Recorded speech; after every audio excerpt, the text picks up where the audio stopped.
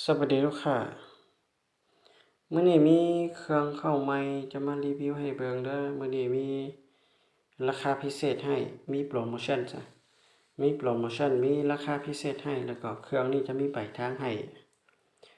เครื่องที่มีโปรก็บ่ได้มีหลายมีแต่2รุ่นนี้แล้วก็ตัว Tatico นี่มีแต่5ชุดมีแต่4ชุดบ่ได้ประกอบแล้วก็ตัวอันน่ะ Top Air หั้นมีแต่3ชุดเด้อมาจับโปรหั้นน่ะมี3ชุด2ชุดยังบ่ได้ประกอบอ่าตัวนี้จะเป็นตัวปืน Tactical ปืน Tactical ว่าตัวถังลมมันจะใส่เป็นถังคาร์บอน 0.5 ส่วนปืนนั้นเป็นตัวเป็นรุ่นว่าปั๊บไนท์กล้องซองมันจะใส่เป็นกล้อง BSA ขนาด 4-14 คูณให้44ลาวหันจะใส่เป็นลาวที่เคฮ่องกงลาวยาว50เซนลาวเป็นลาวเบอร์2ลาว12เกี่ยวเด้อลาวเป็นลาวเล็กตัวท็อปตัวตัตติโก้นี่ทั้งไทยนี่ก็จะพับได้ดึงได้นะทั้งไทยนี่นะไทยพับได้ดึงได้แล้วก็มีแม็กใส่ลูกต่อไปจะเป็นตัวตัตติโก้ตัวอนาท็อปแอร์นะลูกตัวนี้เป็นตัวท็อปแอร์ออกใหม่ล่าสุดปี25เลยถังลมก็จะใส่เป็นถังคาร์บอน 0.5 เป็นตัวใหญ่ปืนเป็นตัวว่าปั๊บไนท์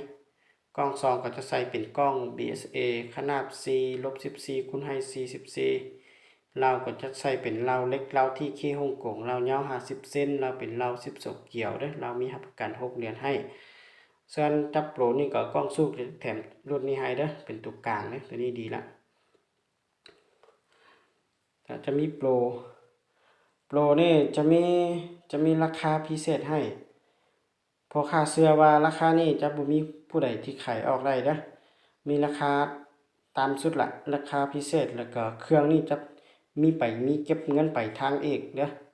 โปรเนี่ยโปรแต่ว่าโปรก็บ่ได้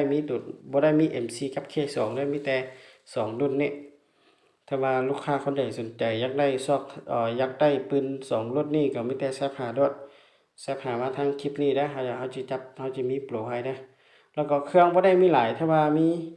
ตัวTactical มี5ชุดตัว Top Air มี3ชุดถ้าว่าหมดตัวนี้ก็บ่มีโปรละตัวอื่นก็สิขายราคาปกติตามตลาดลูกค้าคนใดสนใจอยากสอบถามรายละเอียดก็มีแต่ติดต่อหาทางเบอร์แอปเด้อ